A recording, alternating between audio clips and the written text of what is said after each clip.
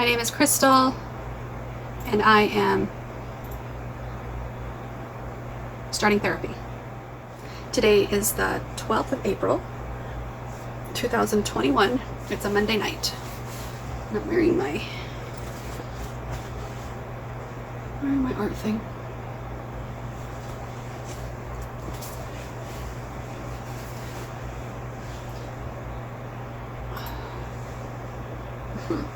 I might have to change this. There we go.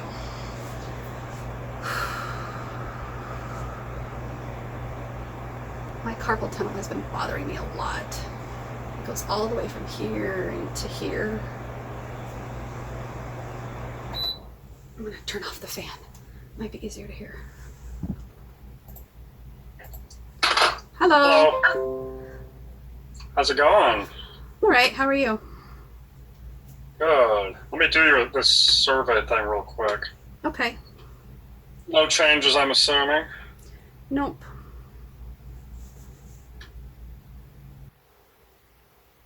Good. All right, let me...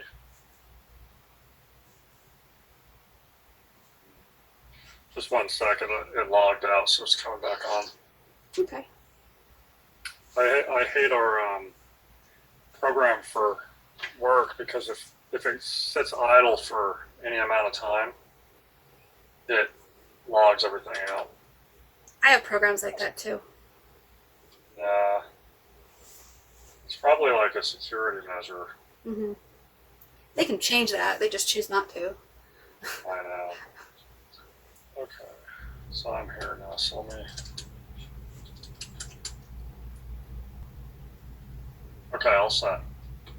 Sorry about that. That's fine. I like your hair. You have it back in like pigtails. It's good. I keep thinking about cutting it like super short, like a pixie Yeah, you were cut. saying that before. I just don't think I have the guts to do it yet. And plus, No, I'll lose all my blue, which I do like. I just don't like the way my hair feels. It's so crunchy. yeah, maybe just a trim. Maybe. Sometimes the color can kind of damage the ends sometimes. Yeah, the bleaching. I bleached it too many times with the lady who was supposed to make sure I did it safely. She didn't do it safely. Sounds like it, yeah. So how have things been going? As to be expected, I'm still a little all over the place, and I'm overanalyzing sometimes, and I'm trying to be gentle on myself, and so. Yeah. You hard on yourself sometimes? Yeah, I'm hard on myself when I analyze myself. You know, like when I'm like, why are we doing that, Crystal? What's going on? Yesterday, and maybe it's been like the last 3 days, I've had this great idea that I thought was gonna really make me a lot of extra money. Like I thought it was brilliant, and I was so excited about my idea that I even had the guts to tell Jim about it today. And experience should have told me that he wouldn't respond in the way that would have been supportive. And yet I still decided to tell him. And so when he didn't respond supportive, like, I'm like, I got really let down really good, like take a real personal type of thing.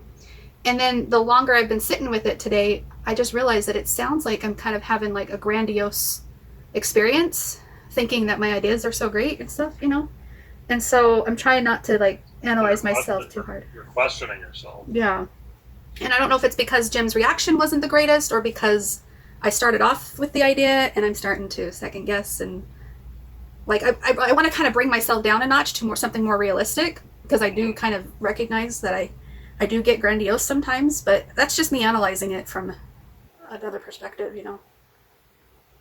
Right. Well, what was the idea? Have you heard of Ray Dunn? Raedunn? No. If you do a Google search, you'll see images of black and white pottery, basically. Oh, okay. And it is so boring. I don't understand why it's popular, because it's not really my style, but it's the thing everybody's paying big bucks for right now.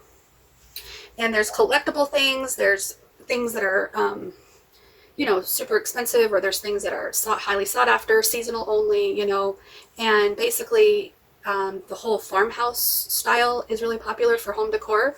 So I've never really been one for home decor because I never had a house I was allowed to decorate. But as I'm shopping and looking at things, it keeps coming up, and I'm like, so I had this idea. I'm like, well, heck, I know how to. All it is black lettering on white pottery, and I'm like, I know how to do that lettering with a marker, So I'm like, I can paint some stuff white, and I can put some black lettering on it. So I did one item, and it's been up for about 12 items on OfferUp just to see if it would get a nibble. And it's basically just doing things that I already had around the house, so I wouldn't spend a lot of money and stuff. And then like today, I put my apron on so I could paint this during lunch. And this used to be black. It's like a little lap desk thing that opens. And I painted it white, and I put the word focus. It's like, I already own it, so I might as well make it look kind of farmhouse-like. And I got real excited. I'm like, oh, Jim could make some wood things, and we could do a business partnership, and oh my gosh, we could make like double our profit, and I just got really. And then he starts telling me about the price of wood and how it wouldn't really be profitable and blah blah blah, and I'm like, I don't know why I'd bothered to tell you. The pottery and stuff, you could buy stuff at the Goodwill and refurbish it and sell it. Right. And I don't want to like do knockoffs of like the pottery per se, but I thought like if people are already collecting white items, white furniture things, white little whatever. So I don't know. In my head, it sounded like a really great idea because I'm aching to figure out the money situation right now. And I got real excited with it. And now I'm not so excited because I'm like, I don't know what made me think this stuff would sell. Well, there's no reason it wouldn't, though. Don't let his opinion drag you down. Like, think about, I remember years ago having ideas like that, and I never did anything with them. But I remember telling my wife years ago, like, there needs to be a way, like, an extension for your phone so you can take your own pictures from a further distance. Like the selfie stick, way before that ever came out. Doesn't that make you mad when you come up with an idea? And I can think of 3 or 4 different things that I thought of, but I didn't have the knowledge of how to make it into a reality. Right. But some other people do. And so I don't believe there are bad ideas or grandiose ideas. I mean, everything that's successful started with a grandiose idea, but somebody just didn't let go of the idea. That's true. The problem is we let go of our ideas, and then somebody else ends up doing it for us. Right. Well, my grandpa, I went and visited them in July, right, when we did the hike. And my grandpa was sitting there, and he goes, oh my gosh, your dad had the best ideas, and blah, blah, blah. We were talking about my son, Matthew, and how my son likes to create board games and card games, and he likes to invent these elaborate rules and, skills and blah, blah, blah. Like, my son just can go on forever with these games that he likes to create, which I think is like the next Milton Bradley type of concept, right, that he's got. But my dad used to do the same thing. I've heard, right? My dad did a lot of his own board games and his own inventions and all that. And my grandpa was hearing about my son, and he just was like, your dad was so brilliant. Did you know that he came up with a delivery service idea way before Uber and blah, blah, blah. And he says, it's got to be profitable. It's got to be profitable. How would we make it profitable? Well, why don't we charge the customer? If the customer really wants it, they'd be willing to pay for it. And people around my dad would say, no, nobody wants to pay more for their food they're already paying a lot for. And so my dad kind of just tossed the idea out the window like all his other ideas. He created a few of them and sold a few in his store because he had a magic shop. And so he would create his own magic tricks, and he would package them and get the cards printed and the instructions and get the packaging and the label and the sticker. And we'd sit there in front of the TV as kids and have an assembly line. And like my dad was, he was his own inventor type of idea. So I definitely felt his spirit these last couple of days. Every time I kept thinking about this, farmhouse style idea, which, take $5 and turn it into $15, You know what idea I was thinking of? And I don't know if anyone's ever done it or not. But you know how it's online, it's really popular, like Etsy is things like that. And a lot of these kind of like secondhand stores, but online, where you can buy other people's clothing, like used clothing and stuff like that. Kind of like OfferUp or something like that. But you know how Instagram has, if someone is famous or well known, they can be their account can be certified. Mm, So there's a little blue check mark, right? right. Because my daughter, who's the musician, she's certified on Instagram and all the social media. So now my daughter has sold her own clothes, and I don't know where she posts them, but it's just a random place, just one of the random websites where you can post clothes. But nobody really knows, you know, who they're buying it from. But I thought it would be cool to have a website specifically for people who are certified, so famous people, Right. where normal average people can buy their secondhand clothes and know that it's coming from someone who maybe they follow or someone who. That's a really good idea. Instead of like upcycle or cycle up or something, it could be like celebrity up or something. Right, yeah, from celebrities, because you know how much money people would pay for stuff like that? Right, and something that's They do it certified, right? certified, coming directly from a celebrity. So the reason I got that idea is because I met this girl who, just this young girl, and she had found that she knew who my daughter was. Mhm. She just happened to be someone who followed her and loved her music, and she found out she was my daughter. Mm. So I called Kaylee and told her about it. She said, "Well, why don't you give her a shirt or something?" And I'm like, "Well, I don't have any of your merchandise here." And she said, she said, "I left one of my shirts, one of the ones I wore. I accidentally left it at the house. Just grab that one and just give that one to her." It's one that So she I actually did. wore. Right. So I did, and I was like, "This was actually Kaylee's. I didn't have any of her merch at my house. So she said to give you this one." Well, this girl freaked out. Right. So that's kind of where I thought about how that would be an interesting idea. But anyway, Yeah. so there's no such thing, I don't think, as a bad idea. And here's the thing, people are always going to try to bring you back down to reality when you have an idea like that. Well, and I don't feel like Jim did a terrible job at discouraging me.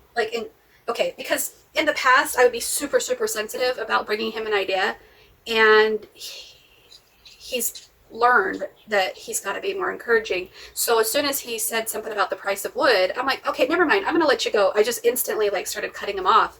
And he's like, oh no, I screwed up. He's like, oh no, sorry. I'm sorry. I was just thinking, I was just pricing wood the other day. He's backpedaling real quick.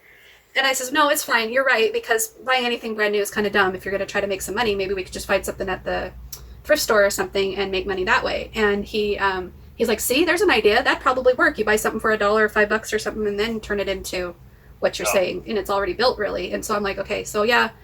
So it wasn't so much him that discouraged me. It was, I think there is some level of cloudiness that my brain can feel, and it feels kind of fuzzy. And then once it comes to, I kind of can look at it from a different noodle perspective, is all I can describe it like. And I feel like it's not that great of an idea, Crystal. Why are you thinking like it was the best idea in the world? Well, people do stuff like that. I have a friend who refinishes furniture, like old furniture. Mm-hmm. And what she does is she goes onto the waste management website Mm. and she tracks bulk trash pickups for different zip codes. Mm-hmm. And so when a certain area is having their bulk trash pickup, it's between like this. It's a week-long span. Yep, I work for the city. That's what I tell people all day long. Right. So what she does is during that week, she drives around that area and just sees what people are throwing out. Right. And she'll pick up a random piece of furniture that may be discolored or the varnish is coming off, and she'll refinish it and sell it. And that's what she does for a living. That's very cool. Like she doesn't have another job. That's all she does. Yeah, And my she mom. sells it. My mom does decorative furniture, similar to that same concept, where she will either buy something at a yard sale or someone's throwing it out, and then she'll take it back to her house and she primes it, and then she does all the decorative flowers and the decorative checks and the polka dots, and and she's got the color, and she can sell a piece for $200 to $500. Yeah. And she shellacks it so that it's sealed and all that. And that's she also was doing Uber, but that's what she did all of 2020 basically. Oh, see. So I don't know, but I understand what you're saying. Like where you can be cloudy and be in a certain mindset, Mm-hmm. and then your mindset changes, and it's like, oh well, maybe that's not the greatest idea. Right. But doesn't mean it's a bad idea. So, did you happen to Google it by chance? Because I had one more part to that I just... Let me Google it right now. RAEDUNN.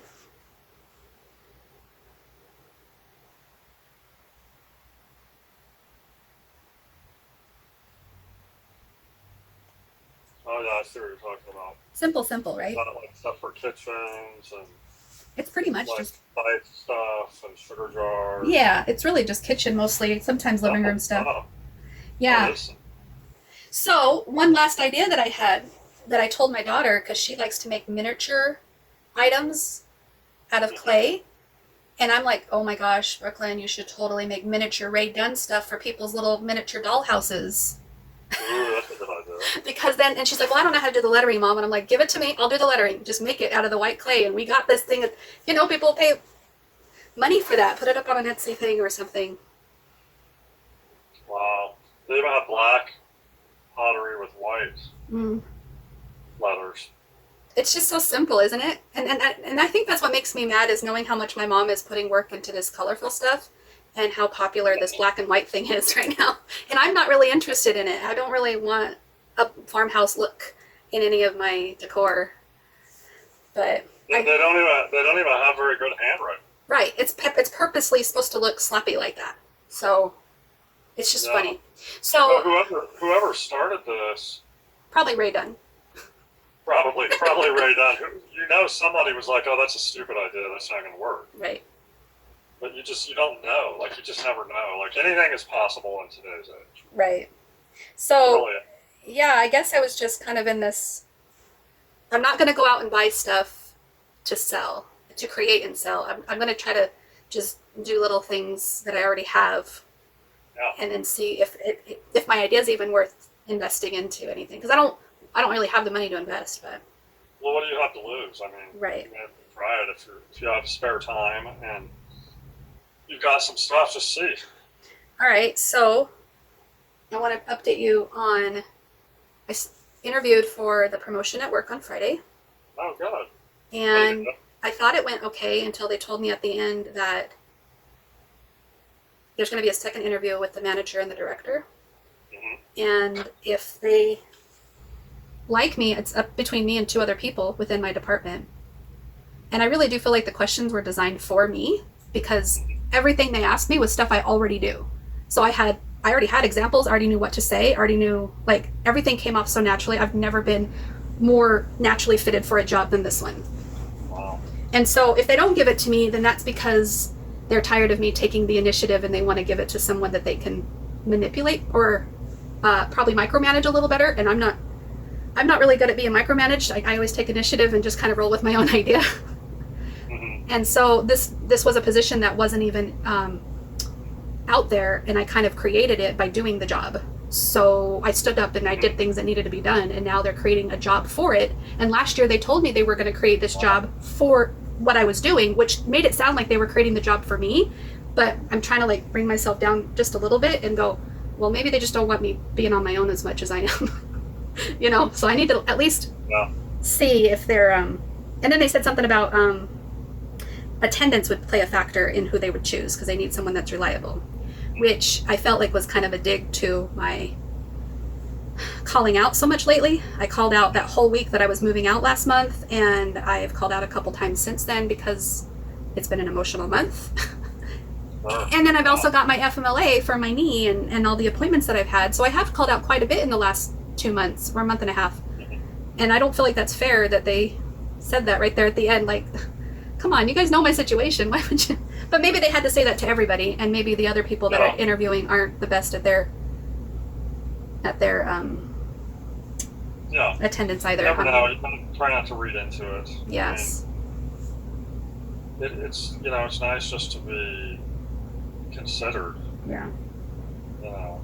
So how will you feel if you don't get it? Will you be okay? I'm totally fine if not getting it, because like I said, I don't want to be micromanaged, and that's just another opportunity for them to say, okay, well, Crystal, now that you have this position, before you do this, we're going to have meetings, and you'll be training, and it's going to be a heck of a lot more responsibility officially now, where before I got to choose when I did it and when I didn't do it because nobody expected me to do it, you know? Yeah. But if I get it, I get more money, and that's fine. It's going to look better for me. But if I don't get it, I'm totally fine with that too. Because like I said, I don't want to be at the city much more longer. I'd rather leave there in a couple of years when I'm fully vested in my pension. Yeah.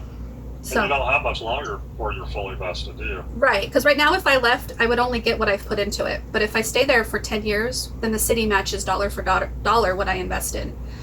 Oh, wow. And then I could always go back to a state retirement job, whether it be with the city or the state, and pick up where I left off if I wanted to. But I don't want to trap myself into a city job for the rest of my career. I'd like to go try something different with my skills and stuff. Right. But that's just that. So it sounds like either way it'll be okay. I'm totally fine with it either way. Yeah. Good. The very next day, I had another interview. A friend of mine came over, and we had a girls' night again, just her and me. And that's nice. You haven't been able to do that in a while. I've never been able to do that. Yeah.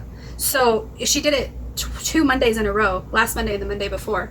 And when she came over last Monday, she kept texting on her phone, and it was kind of getting annoying. But I said something like, "So how many hours do you get a week when you're doing your job and everything?" Because I started just listening to what she was saying, and she's like, "Oh, I get to pick my own hours. I get to do whatever I want. It's a flexible schedule.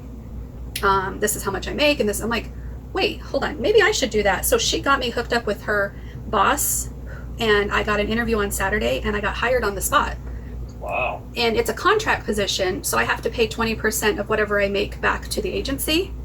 Right. And they don't deduct taxes. So as long as I don't make us over a certain amount, I'm sure it won't really be noticed, I guess. Yeah. And it's for, it's called Lullaby Guild. So they do children last minute temporary childcare. So if your babysitter cancels or your nanny cancels, or you know your kid's home sick from school and you got to get to work or something, you can call the Arizona Lullaby Guild, and they have people on call ready to go to send over within a few hours or a few days or whatever notice. And then I'd be making a certain amount per hour, plus I get travel pay. And even if I don't work the full 4 hours, there's a 4-hour minimum, they still pay me the 4 hours. So I had my first job on Sunday where I was helping a woman, that's yesterday, helping a woman who couldn't walk and couldn't get to the bathroom and feed herself and stuff. So they teamed me up with somebody else. So, because this woman needs 2 people, which was really fortunate for my first job. Because it's not just childcare, it can also be like elderly or disabled care. And I'm really glad that I was teamed up with someone so that I didn't fumble my first day. I could kind of shadow and kind of just see how the ropes are, you know. And there was more sitting around than actual work, and I got paid for a full 8 hours. And yeah, I didn't hate it. I didn't love it, but it's better than working at Lenny's Burgers, you know? Yeah, for sure. That's good. Yeah, I remember you mentioning that job to me, that you were thinking about it. Yeah. And I'm glad that I was able to get hired on. Now I just need to get fingerprinted and stuff, because that's what she wants me to get done. Yeah, that's easy to do. Didn't you say you have to learn CPR? Yeah, exactly. Yeah, you'll be able to do that stuff. That's no big deal. And then fingerprint clearance doesn't take long. Yeah. The other night, I don't remember what's happened. I feel like I'm so fuzzy. But basically, Jim's been hurting for money. I've been hurting for money. Oh, that's what it was. I can't figure out why I didn't get the stimulus, except for the fact that maybe Jim needs to file married but separate, so that they know what our income is, married but separate, because I did mine, but he hasn't done his. And every time I tried to talk to him about it, I got nervous, and it's one of those finance questions I'd like to ask with a third party and everything. And so finally I just bit the bullet and started talking to him about it. And I even started enabling him, telling him that I'd help him and pay for it, and just to get him going on it and make him feel like he's not alone and whatever, because he ended up needing to owe money to the IRS. And I don't know if that's why they're not giving it. I don't know. But I started taking pictures of random things in the house that I don't want to get rid of, but I'm willing to sell if people want to buy it, because that's desperate I'm getting to the point of not being able to afford rent. And Jim sent me pictures of a old car that he has that he's ready to sell as is or part it out because there's no engine in it. And I'm posting it. So basically, I've had to talk to him a lot because of this car. And then, of course, because of the kids, which is already why we were talking before. But I think the words that I said, because I'm having a hard time agreeing with myself on why I did it, but at the time I basically said, I didn't leave to go move out on my own to make this situation harder for you or for me, but it is what it is. I have to make ends meet just as much as you have to make ends meet. And I don't want your situation to be harder because I left, but I can't swoop in and save you, so I need you to step it up. I need you, okay, because I sent him the link to that Teal Swan video about a woman needs to remind a man that he's needed, right? Right, yeah. And so he knew about that, and I told him that I needed him. And he's like, I need you too. And I go, no, I need you to step it up and help us get our family back together.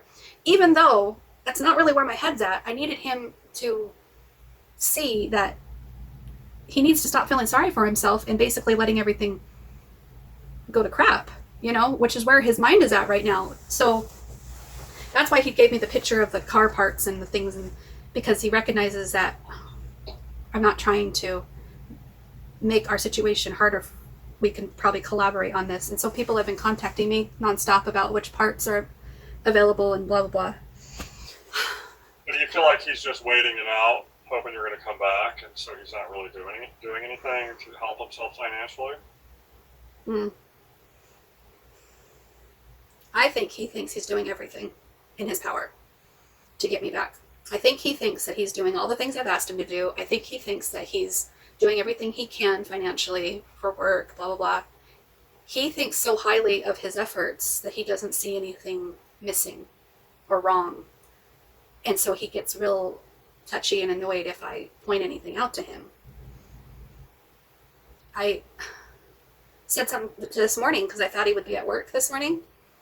And he says, I don't know, let me check. Oh, it was about a car part. And I go, you're not at work? And he goes, no. I had a real shitty situation last night. And I just was so mad that he keeps missing work and he doesn't have the PTO to take off work. And so his checks are going to keep coming up short. And this doesn't look good on his job, so he might lose his job. And two, I'm still married to the guy, so everything that we have in our name together is not going to get paid. And my kids still have to go over there, and they're telling me they don't have food sometimes. And it's becoming so apparent to me that if I don't pick up the pieces, then there's going to be consequences that I'll have to pick up the pieces later anyway. So I was trying to encourage him to get his head out of his ass and see that the possibility of us coming together might happen, but he needs to do what he needs to do. And he's not seeing the whole picture. Well, the more he lets stuff go, and lets things unravel, I would imagine the less likely, you're going to be willing to make sacrifices. Right. And because the house is in his parents' name, he invited his parents over and some solar panel salesmen over at the same time. And this is like maybe the second or third time we've talked to solar people. But the first time his parents have heard the spiel. And they don't understand why it costs so much. They're just so old-fashioned. They don't understand the game or the middleman thing, and they don't understand the installation fees. And so they absolutely said no. And Jim is taking it so hard that his parents don't want to help him out with this solar panel thing. And he could have it so much easier. And I'm all, well, you still have a monthly payment to the solar panel, so maybe it's not such a great idea. Just trying to reason with him. And he's taken this victim approach that his parents aren't helping him out like he's expecting or hoping or wanting, and feeling sorry for himself. His wife left him. His job doesn't have any more PTO, blah, blah, blah, Yeah, it sounds like he's going through it right now. And that's why I mentioned the Ray Dunn idea to him this morning, thinking, I could inspire him to help me out with some money-making ideas or something, Yeah, well, he's got to, he's got to try to step it up himself too. Right. Um, it's a tough situation for you because you're right. I mean, you are still married, and so what happens with him affects you too. Mm-hmm. So I understand that. That's the balance. Is I know you don't want to step in and try to save the day, but at the same time, it's tough to sit back and not do anything because you're connected to all of this. Right. And the thing that I'm normally used to doing is doing what I got to do to keep us afloat because, for better or for worse, sickness and in health, richer or for poor, I always stepped up and got the second job when we needed the money or started selling things online or taking on extra, you know, whatever I could. And so now I feel like I got to do it again because I did this to him. I feel like I'm the one that made him feel this way. And I keep trying to remind myself that if that's not true. Like you got to not think that you did this to him. He did a lot of this to himself too. Yeah. I know that he paints that picture that this is you, but don't forget, you had good reason to do what you did. Mm-hmm. I had a very good reason, yeah. And I guess it's my head is just like spinning, going, why did I do this again? And then sometimes I think about how much easier it would be if I just went back and not pay the rent here because the rent's really stupidly high and I don't know why I moved in, and that would be all that extra money that I would be making. It would be going to our household. Like, my brain is so fixated on the commitment that I made to him and my family and how I'm not being a very good committed wife if I'm choosing out, And You didn't leave. You didn't leave with no, like you could have very easily just left and and just been done. But you've been very clear that this is not that. Like you're going through a process of trying to repair the mirror. That's part of what this is. I even, when I first got the tax return, and I thought it was the stimulus, but it wasn't. It was the tax return that I've been waiting for. I thought it was extra money. I thought the tax return was still on its way, and I'm still kicking myself about that because this extra money that I thought I had, I ended up paying down the January balance that he couldn't pay. So January, February, March, electric. It was like $800, and then I paid $500 towards his water because he hadn't been paying that since October. And all the things that he completely dropped and made me mad about when I found out. I felt good about myself giving him $1,300 towards utilities so that he can focus on the now instead of the past. And now that I did that, I'm like, Jim, if you're going to go to your parents for anything, you make sure you tell them that Crystal's already given you $1,300 towards utilities. I can't give you anything more. Yeah. Yeah, and here's the thing though, like he has the capacity to do this and to make more money. He just has to have the drive to do it. Right. And I think if I keep enabling him, he'll never have the drive. Just like. Right. That's my concern. Is that he's always going to be thinking in the back of his mind that you'll bail him out, or his parents will. Right. Or his parents will. Yeah, I kind of freaked out the night before my interview because I realized I screwed up on the money so badly that I only had $1 left in my bank account. And that was Thursday night. I went to my mom's house so that she could help me feed my kids, and I was this close to falling apart on her, but I focused my energy on getting this promotion the next day and the job on Saturday, and I've got things in place. I just need to hold off, and I'll be okay. And I think that really helped me. But my mom basically enabled me and handed me $500. And she wants me to pay her back, which is totally fine. She did not want me to pay her back for the deposits and stuff that she put down on this place. So I'm always going to be grateful to her for that. But the $500, I have no problem paying her back. But I'm so scared to spend it. So it's sitting in my bank account as a cushion. Had she told me that it's another gift, I don't think my brain would have started thinking about this Ray Dunn stuff. I don't think I would have started to think of ways of, making extra with selling things online and stuff like that. You know what I mean?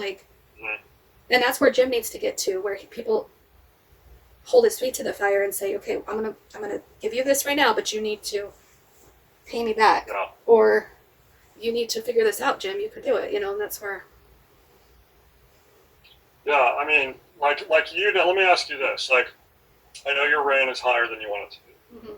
Okay, but if you do you feel like you have the ability to make ends meet, and you're not forget about the gym thing in the house and all of that, just your stuff to stay afloat there. Mm-mm. Not without the second job. No. No, but that's what I mean. If you Yeah, you have to work a second job, right. So I figured if I got 10 to 12 extra jobs, where they're 4 hours each in the month, right?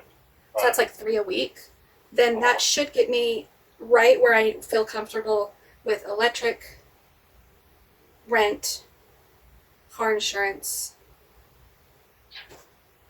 groceries. Mm-hmm. I don't think, oh, and internet. I don't think I pay for anything else except, oh, and gas. I'll need gas to travel everywhere. But you know what I mean? Like, I just don't know how else I would do it without a second job. And I wasn't even thinking about saving Jim. I was just stressing about me. The only reason why I started thinking about saving Jim was how do I help motivate him? How do I help get him off of his... That's not going to help motivate him, I don't think. Right. I think that's going to motivate him in the wrong direction. Which will? I think that's just going to make him feel like, if worst case scenario, Crystal will figure it out or take care of it. Right. So but here's the thing, like, you don't feel that way about him. Mm-hmm. Like for you, I know things were stressful financially, but do you think in your mind, well, worst comes to worst, Jim will find a way to bail me out? No. You don't. Well, but he feels that about you, most likely. I do feel that way about him in other areas. So, like when I was having problems with the internet, with the video game that I bought Brooklyn, and I couldn't figure out what was wrong with my computer, I was so close to calling Jim and asking him, but Jim didn't want me buying this computer game because he was afraid I'd cheat on him with it. Stupid idea. So I didn't want to tell him that. And then second, I didn't want to keep going to Jim for stuff like that. I asked my brother, and my brother helped me. Right, but that's a little bit different. I'm talking about supporting your family. Like if you can be a single woman, mm-hmm. fending for yourself, willing to get a second job to make ends meet, brainstorming for different ways to make a little bit of extra money. If you could do, and you don't think in your mind, oh well, worst case scenario, if I'm short, Jim will figure something out. I don't think that because he's never been able to do that. So right. So why is he not able to do the same thing? Mm-hmm. Like he has the capacity to do it, right? And I think, like we've talked before, Jim's lived a big portion of his life with people enabling him. Right. And what that does is it prevents him from buckling down, taking things seriously, stepping up. And, I think that's what he really needs to learn is that, look, I need to prove that I can change myself, to be the man that I need to be, for my family, for my wife, and step up, financially and figure it out. All right, I'm going to just analyze myself harshly for a second. When I first met him over the phone, because we met online and then we talked on the phone for a few days before I met him in person. Right. He was, my initial impression of him was he was so bitter and resentful towards his ex. I knew that I wanted nothing to do with him romantically because, this guy needs a lot of work, he needs a lot of whatever. And so I settled to at least just be his friend because I figured he could use someone to cheer him up or listen or whatever, right? Mm-hmm. And then I resorted to, maybe I could teach him a thing or two on how he could be a great man for the next woman that he meets.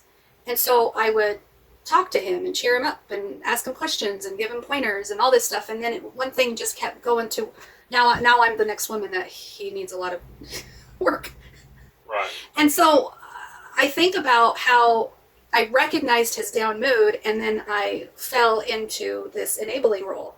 And and when I talked to him the other day and I'm trying to get him just to do his taxes and he's talking like he's suicidal without saying he is. He's talking about his world is upside down. He doesn't know what's right anymore. He doesn't know what to do. He thinks, everything's gone to shit. And, the shitty situation, he told me why he stayed home today. The sewer backed up in the house and he was waiting for the plumber to arrive, which is a whole nother cost to get the sewer, to get the plumber out there. So it really was a shitty situation to stay home from work for, Literally, yeah. So anyways, all the things that could go wrong does go wrong in this man's world, and it always has ever since I've known him.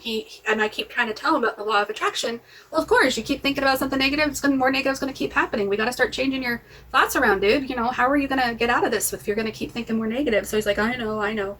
So then I noticed myself this last week sprinkling hope into his life that we're going to get back together, sprinkling positive ideas, and what about this, and okay, can you do this, okay, I need you to do that. Like, I know that a man needs to feel needed, so I gave him these opportunities to step it up, you know what I mean? And I wanted him to feel important and relevant again, and like possibilities could happen, and I wanted him to chase his own happiness in a way.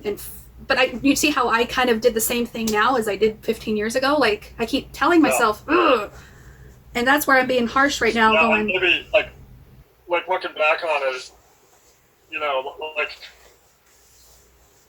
what's going to motivate him more? Like giving him the hope that there's a chance that you guys are going to reconcile and things will be okay there.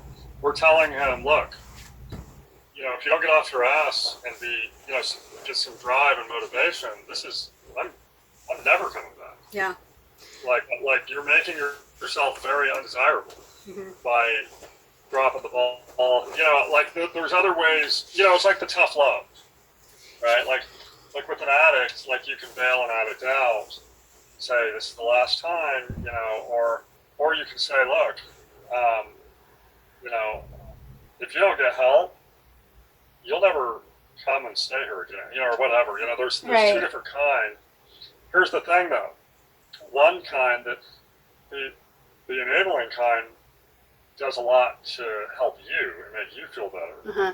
The tough love kind is more beneficial for the other person, but it sucks for you. Right. That's why it's so hard. And I think that's where I need to be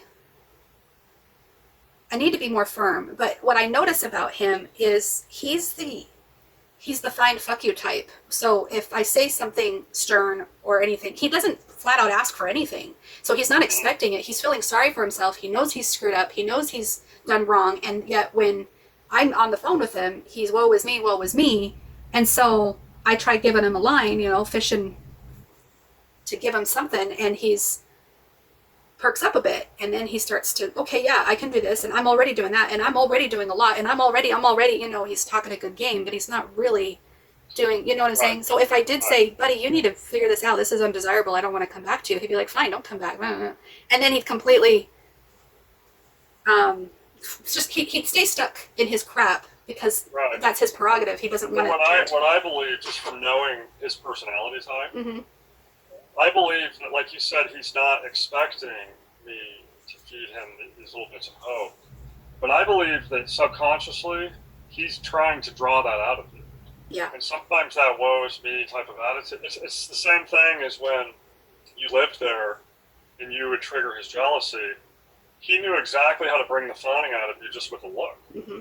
And if the look didn't work, then he would escalate it into maybe a guilt trip. Comment. Right?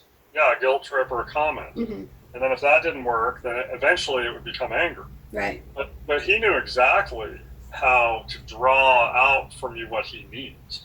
So to me, like now you're apart, and when you're talking to each other on the phone, mm-hmm. his attitude, I think there's an agenda to it. And I don't even know if maybe not conscious. Yeah, I don't think it's conscious. I'm saying he's scheming. I'm saying that he's so conditioned to his own be game this way that he knows exactly how to act to bring out from you what he needs you to be. Yeah, I think he's conditioned. When you don't perform, he's like, well, then fuck you. Right. Because it didn't work. Well, yeah, fuck you. I didn't ask you for anything anyway, so leave me alone. I'll figure it out. I'm already doing everything. He did. Right. I think, I think it's just he's conditioned to be that way. I don't think he's scheming. I think that's just the way he is. And I think I'm conditioned to bring him up when he's feeling low, Well, yeah, you are, and that's what we need to work on with you, is being able to recognize that in yourself. Right. And just say, you know what, I've had a history of doing this, and we know why, you know why, like we've talked about a lot of that, and just, you know what, that's not who I am anymore. So I'm really proud of myself. Let me first say, yesterday, April 11th, was my 1 year anniversary to me. That's when I chose self-love and I moved into the bedroom on April 11th last year. Wow. And so I moved out within less than a year. I'm going to pat myself on the back. That's huge. That's huge, yeah. And I also recognize the last time I saw Jim in person was April 1st, the day after our intake for the marriage counseling, where I was feeling like I gotta go make it up to him. Right. And I thought for a moment that 5 days was the longest I had gone without seeing him, but then I realized, no, I think it was 11 days that I hadn't gone without seeing him because he was in that facility. Oh, right, yeah, that's true. And that was not really my choice as much, so as soon as I could see him, I was right there with him. And then this morning, we're on the phone, and he's talking about the taxes and how he has to mail them to the IRS, and I told him I had stamps. And so he's like, can I come pick him up, or do you want to come drop him off? And I'm like, I didn't want to drive anywhere today. But because I want that peace of mind, I agreed to go drop him off. And then I even offered to take his darn IRS thing to the post office for him, just so I had peace of mind that it was in the mailbox. Mm-hmm. But he didn't get it ready in time. Thank goodness, because I had to get to work, so I couldn't enable him to do the job he needed to do anyway. Do you know what I'm saying? Like, he took the day off, I didn't, so he needs to go to the darn post office, not me.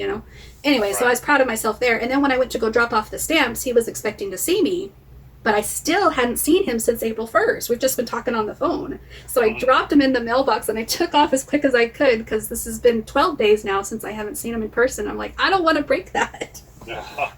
That's interesting. Wow. I just wanted to toot my own horn for the good stuff, because... That's awesome, yeah. And don't lose sight of that. I mean, you've done really well. I know it's tough. I know it's hard. I know you still question yourself. But think of where you've come, from even 6 months ago. I get to control my own air conditioner. That is such a huge thing. You get to have a girls' night if you want to. Yeah. You should be able to have these things within the context of marriage. I sat in my car for a half an hour yesterday doing nothing. Right. Doing nothing. Just because you can, and there's no reason why you shouldn't be able to. You remember you telling me last time to stop spending money on my things I've always wanted to do? Maybe do something else I haven't always been able to do? Other things you haven't been able to do. I think I've watched at least, I'm going to say 100 music videos in the last week. And I'm creating a playlist of all my favorite songs. And most of them are from the 90s, because that's the last time I really was into music. But, Yeah. It's awesome. See, those are things you should have always been able to do. I know, right? And it's so sad that I didn't. And those are the reminders. It's like, okay, even if he changes, am I going to have these freedoms if I went back? No, I don't think so. And if I did, I'd still have the PTSD that he'd have an issue with him. Yeah. Yeah, that's true. I mean, if he doesn't change in those areas, you would have to really change to where you just didn't give a shit what he thought. Right. And just do it anyway, and just be like, oh, I could care less. If you have a problem with this, then go in the other room. Right. I mean, that's what you know what I'm saying? That's almost like we talk about the pendulum. Yeah. For you, if you're the only one that's changing, it might have to change, like in the complete, I could care less what you think. That's exactly what I've been trying to do for years. Is my friend told me IDGAF, and I'd scream it all the time, and it got me less and less detached, but of course I'd still have my anxiety because I got punished for doing things. If I didn't get punished, it wasn't just me beating myself up. I had literal consequences of getting yelled at, or having 3-hour fights, or getting followed at the freaking mall, just because he didn't like something. Yeah, here's the other thing, Crystal, that I was thinking about. Like, talk about being conditioned. Like, we're all conditioned to be the way we are, right? Just from past experiences and traumas. But another kind of conditioning for some people is we don't find closure to a situation until there's a blow up or an argument, because we're conditioned to believing that has to take place before the situation is resolved.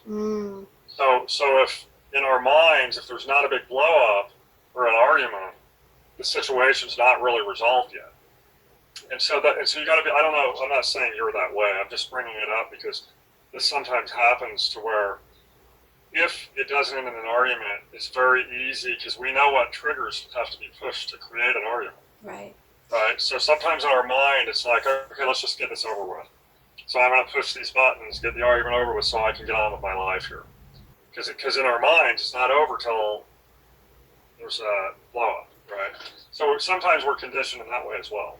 Something my mother-in-law always said to me throughout the years is we would have these little huddle secret conversations about our gyms, because she's married to a gym and I'm married to a gym, and she says, oh, he's going to get it. One day I'm just going to blow up and it's going to be, and sure enough, she'd always have that escalated blow up. Instead of just conversating now, calmly now, she waited. She held her tongue up until the point where she couldn't hold it anymore. And so she would warn me, oh, just to let you know, that's going to be coming really soon. Not just my gym, but all the guys are going to get it and they're going to hear my wrath and blah, blah, blah. And I'm like, why not just talk about it now? So I don't feel like I'm conditioned to need an argument, but I definitely feel like I'm conditioned to need a discussion, because my dad always had the discussion before we could move on.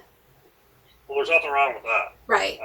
And because Jim's parents and him are all about shoving under the rug, they don't ever have a discussion about what went wrong or how we can improve next time, or do you understand my perspective? And yes, I understand yours, and kumbaya, full house moment.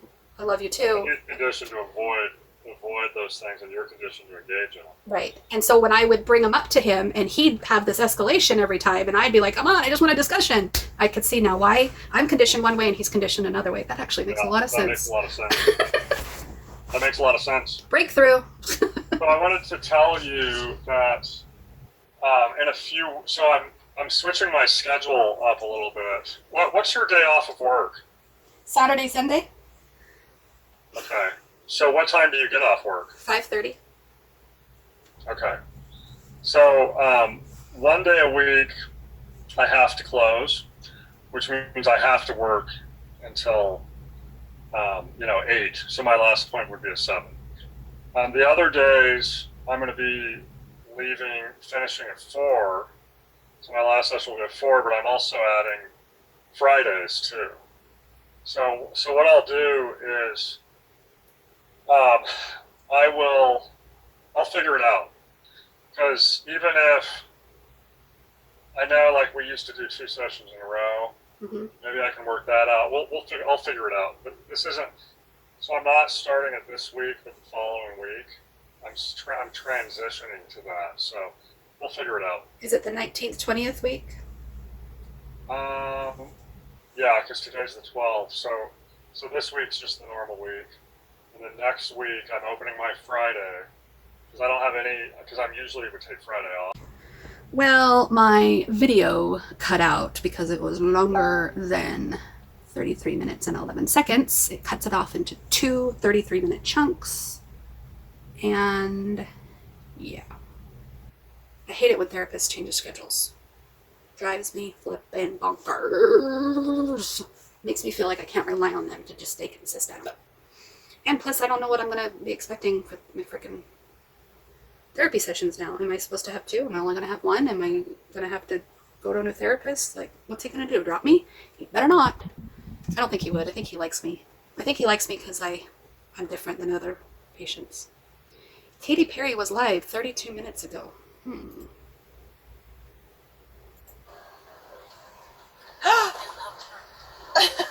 Guys, I'm live on American Idol. I'm so excited. This is Paul Abdul stepping in for Luke Bryan. Yeah. I feel like you should just stay. I can't. Luke's too special, but I can do. Yeah, but I like living, fishing, hunting. That's right. That's her impression. But Luke doesn't make us trend on Twitter like you do, and this is fire.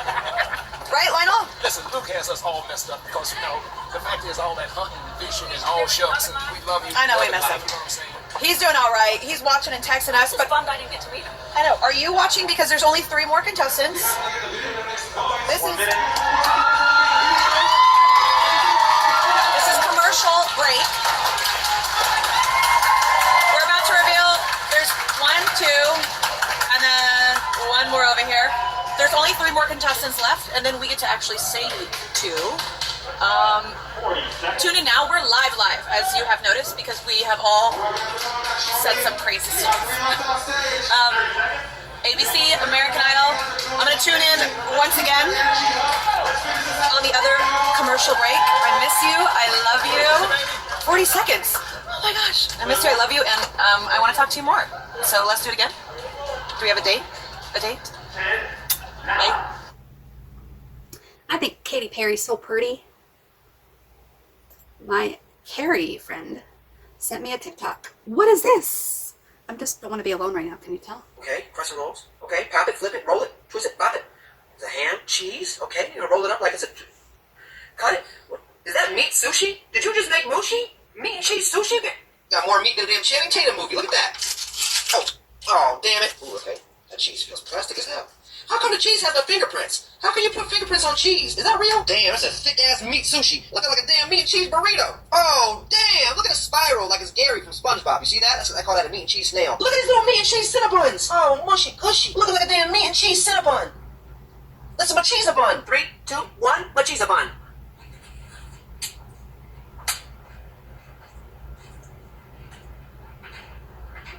It's busted! Woo!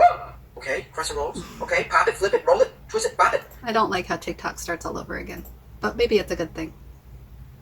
I'm a lonely little girl. I'm a lonely little girl. I'm a lonely little girl. I'm a lonely, lonely little girl. I'm a lonely, lonely little girl, little girl. I'm a lonely, lonely little girl, little girl. I'm a lonely, lonely little girl, little girl. I'm a lonely, lonely little girl. Good night, everybody.